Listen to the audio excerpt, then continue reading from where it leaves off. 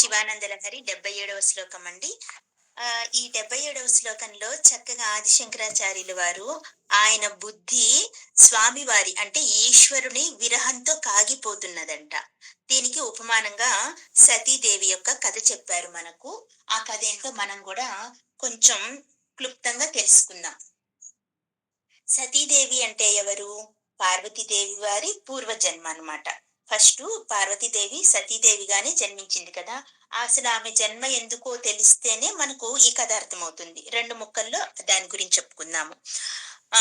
శివుడు వైరాగ్యంలో ఉన్నాడు కదా. ఆయన వైరాగ్యంలో ఎప్పుడు తపస్సు చేసుకుంటూనే ఉంటారు. ఆయనకి రెండో విషయం ఏమీ పట్టదు. ఇప్పుడు ఏమనుకున్నారు నారాయణుడు ఇంకా బ్రహ్మదేవుడు ఏమనుకున్నారు, ఈయన ఇలా వైరాగ్యంతో అలా ఉండిపోతే ఎలాగా, ఈయన కళ్యాణం చేస్తేనే లోక కళ్యాణం జరుగుతుంది, అంత సమాజం అంతా బాగుంటుంది అని భావించి ఇంకా వీళ్ళిద్దరు ఏమనుకున్నారు, శివుడికి కళ్యాణం చెయ్యాలి అనుకున్నారు. అలా చెయ్యాలి అనుకోగానే ఇంకా అంతటి వైరాగిని పెళ్లి చేసుకోవడానికి ఎవరు సిద్ధంగా ఉంటారు? ఇంకెవరు? అమ్మవారు మాయాశక్తి రూపంలో ఈ ప్రకృతి రూపంలో ఉంటుంది. శివుడు పురుషుడు, అమ్మ మాయ, ప్రకృతి అమ్మ మాయ.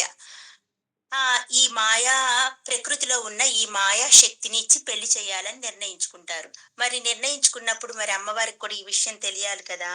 తెలియాలి కాబట్టి బ్రహ్మదేవుడు ఒక నిర్ణయానికి వస్తాడు. ఏమని?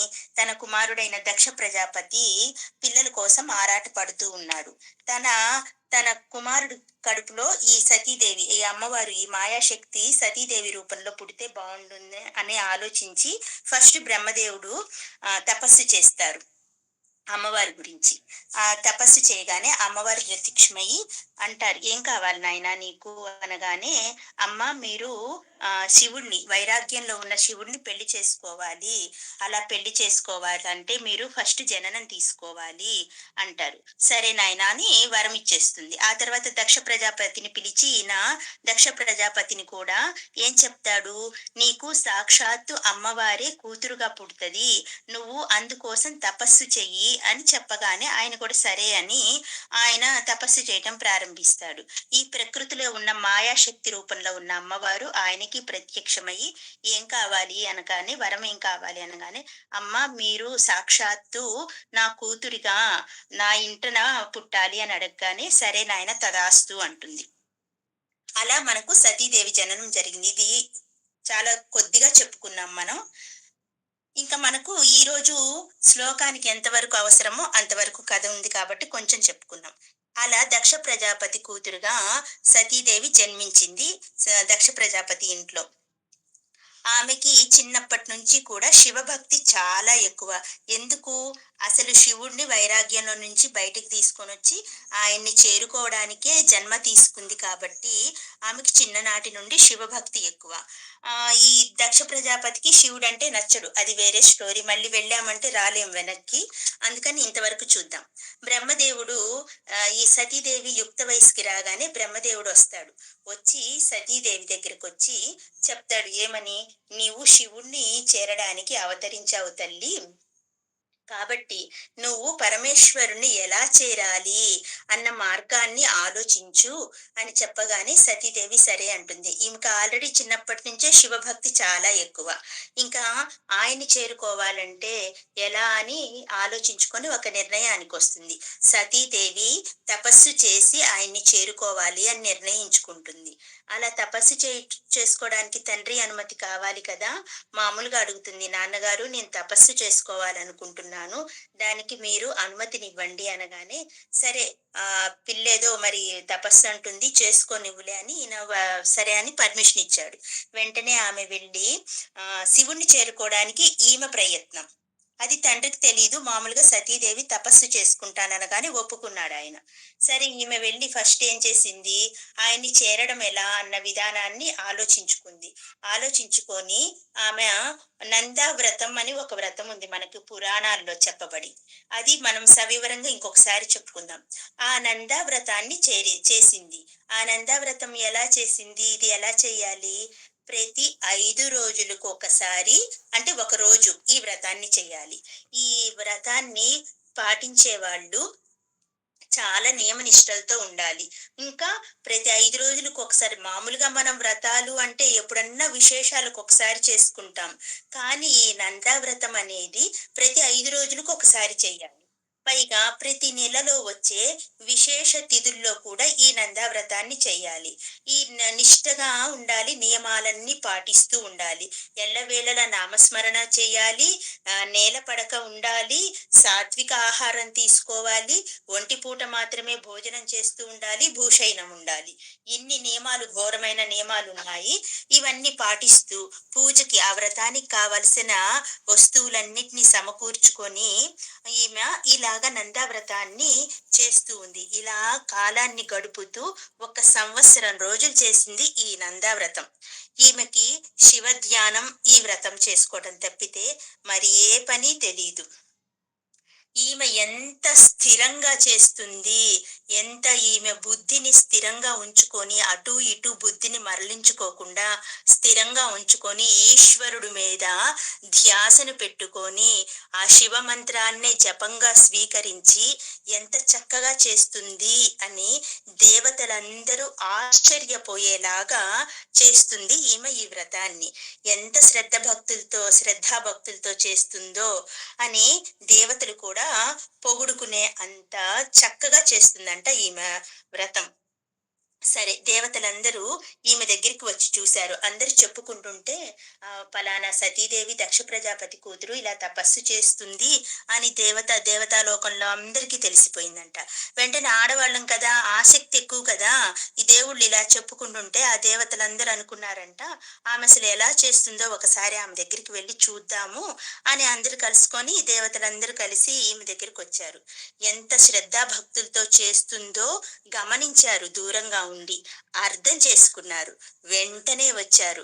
ఆమెకి సాక్షాత్తు నమస్కరించేశారు. దేవతలందరూ కలిసి నమస్కారం చేశారు. "అమ్మా! మీరు ఏదో వ్రతం చేస్తున్నారు అంటే మేము ఏమోలే అనుకున్నాము. కానీ మీ యొక్క బుద్ధిని ఎంత స్థిరంగా ఉంచుకొని, ఎంత శ్రద్ధాభక్తులతో చేస్తున్నారో దగ్గరికి వచ్చి చూస్తే ప్రత్యక్షంగా చూస్తే అర్థమవుతుంది" అని వెంటనే ఆమెకి నమస్కరించారు. ఆమె ఏ విషయం కోసం తపస్సు చేస్తుందో వాళ్ళకందరికీ తెలుసు కదా! వెంటనే కైలాసానికి వెళ్లారు. కైలాసానికి వెళ్లి ఈ ఈ దేవతలతో పాటు దేవుళ్ళను గూడా తీసుకొనెళ్లారు. వాళ్ళ దేవుళ్ళను గూడా అందరూ తీసుకొనెళ్లారు. కైలాసానికి వెళ్లి పరమేశ్వరుడికి ఆయన ఎప్పుడూ ఏం చేస్తుంటారు? తపస్సు చేసుకుంటూ ఉంటారు కదా! జై శ్రీరామ్ ఆ శ్రీరామ మంత్రాన్ని ధ్యానిస్తూ ఉంటారు నిత్యం ఆయన. కైలాసానికి వెళ్లి పరమేశ్వరుడిని ఆయన దృష్టికి ఈ విషయాన్ని తీసుకొని వెళ్లారు. ఆమె తపస్సు ఎలా ఉంది? ఆమె చేసే తపస్సు క్రియారూప తపస్సన్న అంట. ధ్యాన రూప తపస్సు ఆమె చేసిన తపస్సు. క్రియారూప తపస్సు అంటే ఆ పనికి సంబంధించిన ధ్యాన రూప తపస్సు. అంత చక్కగా ఉంది. ఆమె అంత చక్కగా నిర్వహించింది. ఈ ముచ్చట్లన్నీ కైలాసంలో ఉన్న పరమేశ్వరుడికి ఈ దేవతలందరూ వివరించారు.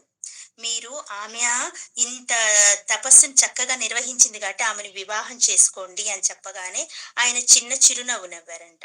స్వామి ఎందుకు నవ్వుతున్నారు? నిజంగా ఆమె యొక్క భక్తి శ్రద్ధలను చూసి మాకే ముచ్చటేసింది. మరి మీరు కరిగిపోరా? మీకోసం ఒక శివలింగాన్ని ఏర్పాటు చేసుకొని శ్రద్ధగా మీకు చేస్తుంది కదా! మరి మీరెందుకు నవ్వుతున్నారు అని అడగగానే ఆయన అన్నాడంట, నాకెందుకు వివాహం? నాకసలు ఆ ప్రస్తావనే నా దగ్గర తీసుకురావద్దు. నేను నివృత్తి మార్గంలో ఉన్నాను. నేను ప్రవృత్తి మార్గంలో లేను. నేను నివృత్తి మార్గంలో ఉన్నాను. నాకస్సలు వివాహమే అవసరం లేదు. నాకు ఎటువంటి ప్రాపంచిక విషయాల మీద ఆసక్తే లేదు. పెళ్లిలో సహజంగా ఏం జరుగుతుంది? వధువును చూడటం పెళ్లిలో ఒక ఆనవాయితీ. అది ప్రధానమైన అంశం. కానీ నేను నా యొక్క స్వస్వరూపాన్ని చూసుకోవడానికే అలవాటు పడిన వాడిని. నేను వైరాగిని. నేను సన్యాసిని. నాకు ఎలాంటి కామాలు లేవు. నాకు ఎలాంటి భోగాలు వద్దు. నాకు ఎటువంటి కోరికలు లేవు అని తేల్చి చెప్పేశాడు. నేనైతే వివాహం చేసుకోను. ఎవ్వరు నా గురించి తపస్సు చేయవలసిన అవసరమే లేదు.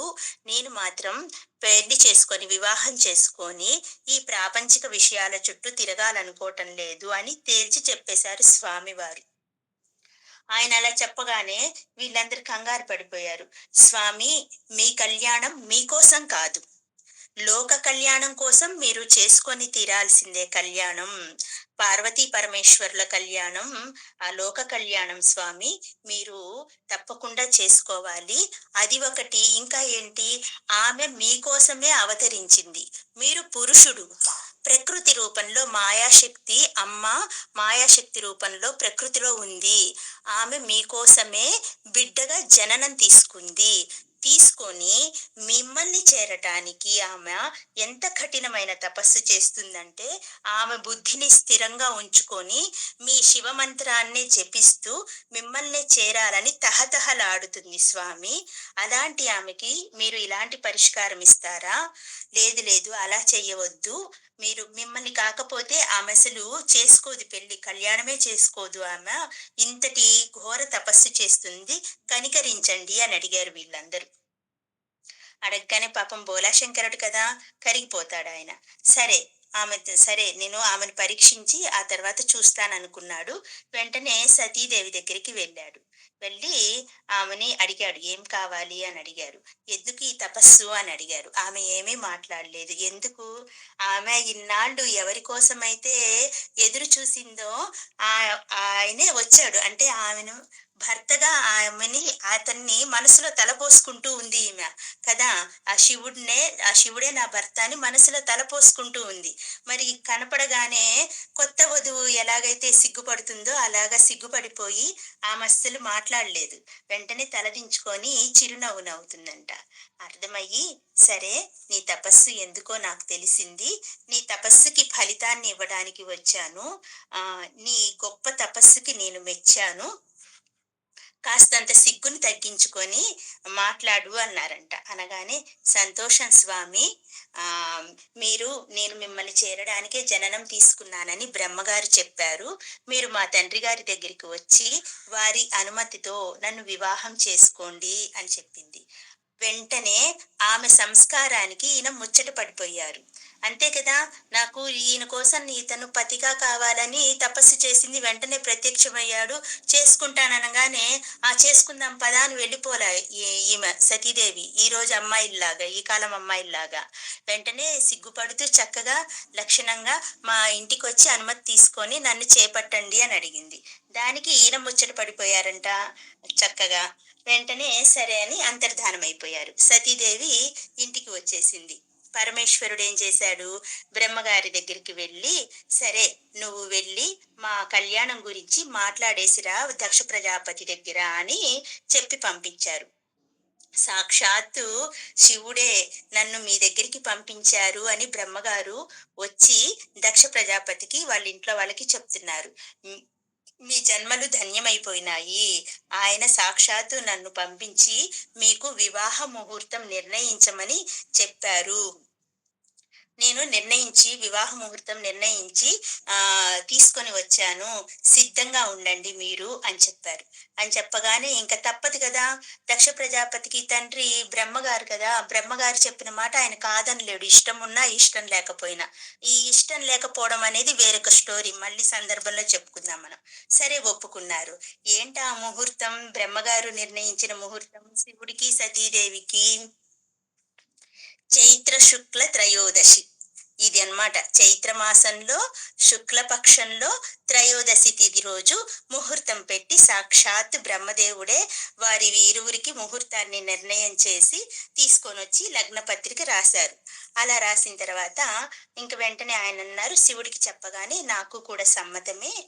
మా వివాహాన్ని మీరే దగ్గరుండి జరిపించండి" అన్నారు. ఆ తర్వాత బ్రహ్మదేవుడు వారే స్వయంగా శివుడికి, సతీదేవికి వివాహాన్ని జరిపించారు. వివాహం తర్వాత ఇంకా ఆయన సతీదేవిని కైలాసానికి తీసుకొని వెళ్ళారు.